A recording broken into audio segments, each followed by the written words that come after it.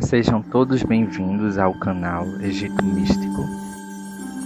E para o primeiro vídeo eu pensei no tema magia egípcia, com o livro dele que é Magia Egípcia.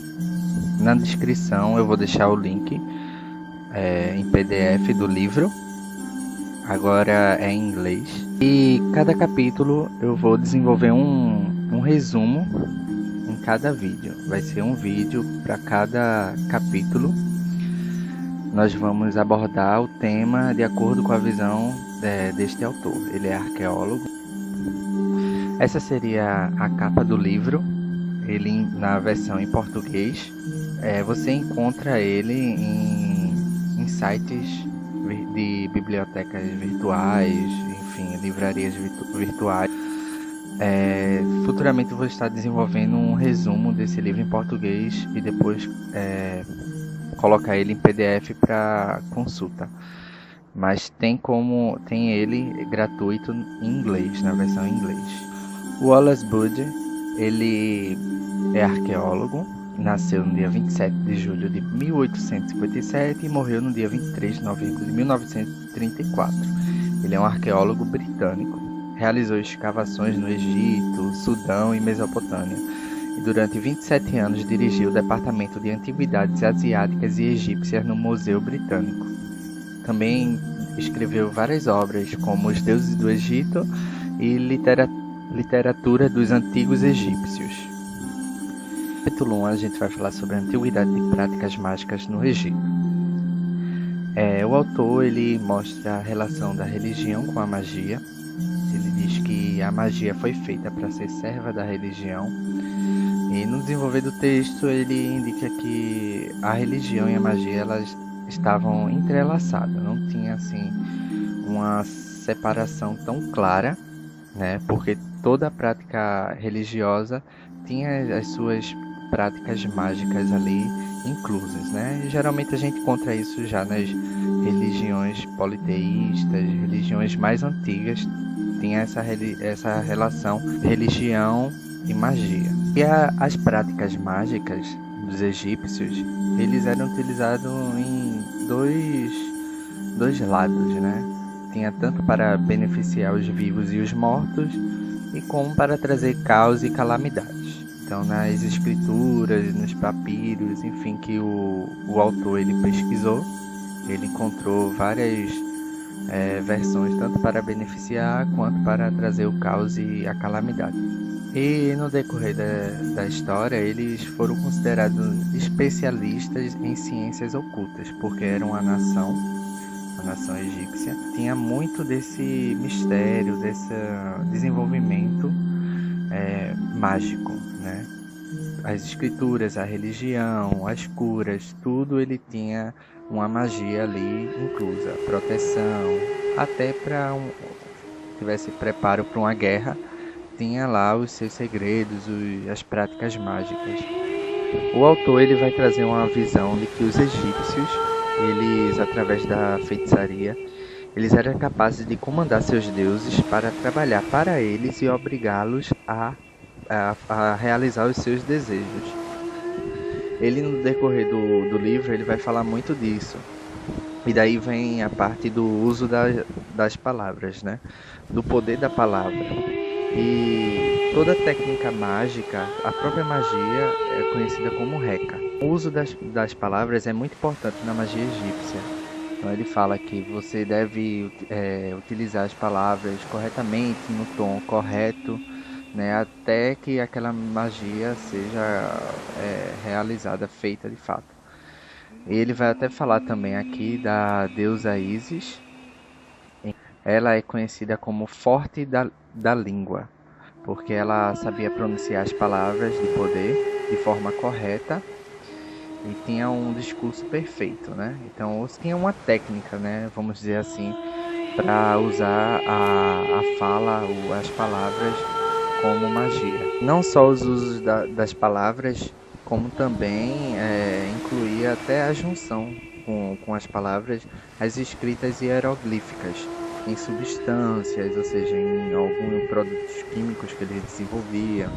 em papiros, com certeza, em pedras preciosas. Daí era utilizado amuletos e talismãs.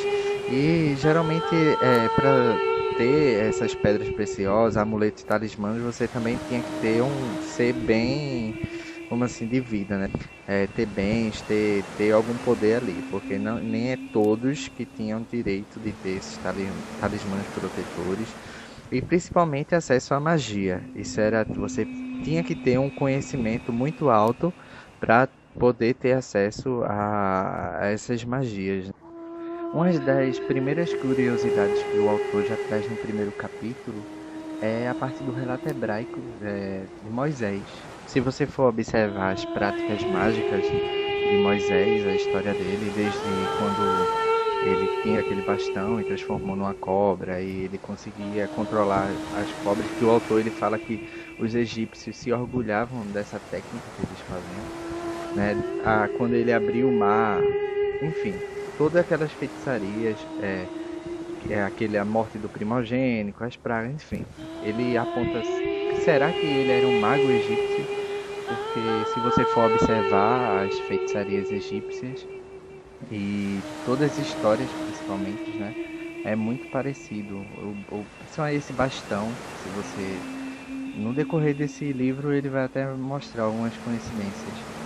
E no primeiro capítulo é interessante porque tem uma versão histórica mais antiga, semelhante à de Moisés. Aí daí o autor ele dá aquela hipótese. Será que foi distorcida e daí os hebreus eles pegaram essa versão egípcia e distorceram para uma versão hebraica?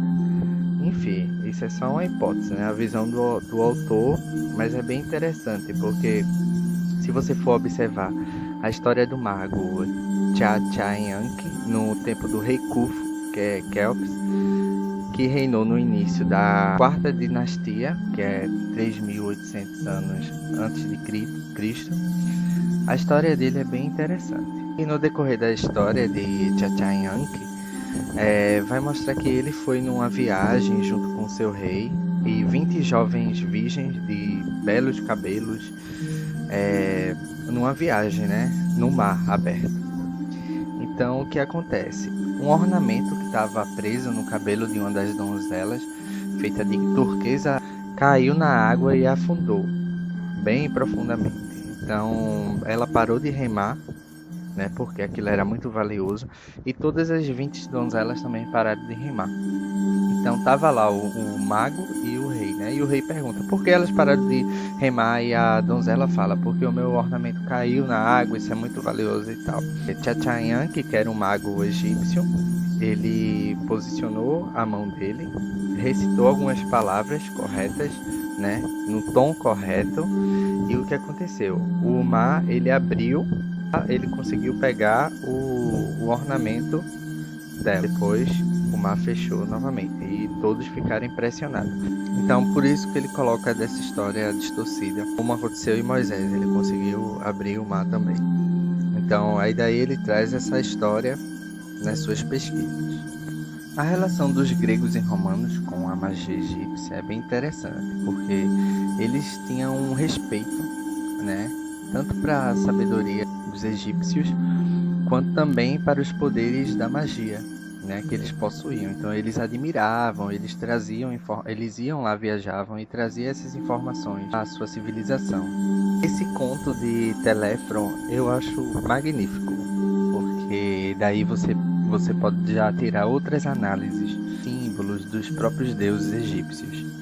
É interessante que o estudante Teléfron, ele estava vagando, né, sem dinheiro, e ele viu um velho que estava guardando um cadáver em um bloco de pedra. E esse velho ele falou, quem quiser guardar esse cadáver irá ganhar uma recompensa. Aí quando o Teléfron olhou para o velho e perguntou, né, e agora os mortos estão fugindo? Ele olhou irritado para Teléfron e disse, não, porque há ladrões feiticeiros de mortos, né? Então é daí que vem essa história, porque Teléfron ele vai lá e o velho vai explicar a esse jovem por que há esses ladrões feiticeiros de mortos, né? E daí a gente vê até a figura do deus Anubis, o chacal, ele guardando os mortos. E engraçado que não só os ladrões, feiticeiros roubavam, como também o chacal, né? Que eles também gostavam de comer carne humana podre, em decomposição. E isso era horrível para os egípcios, né? Porque o corpo ele tinha que estar lá intacto. Então, aí daí você vê, o deus Anubis, ele tem a forma do chacal e está protegendo também contra um próprio animal da mesma forma. E a gente vai ver muito isso na magia egípcia, um amuleto para proteger de um escorpião. Você usa um amuleto em forma de escorpião. Então, um deus para proteger contra ladrões, contra esses animais. Então, um deus nessa forma. A gente vê muito isso na magia egípcia, na cultura, né, na religião. Então, os feiticeiros egípcios, eles gostavam de ter esses corpos, né, principalmente para fazer calamidades, magias de caos e tal, magia para o mal, né? Então, eles utilizavam parte do corpo humano, utilizava até o próprio morto para adivinhação, né?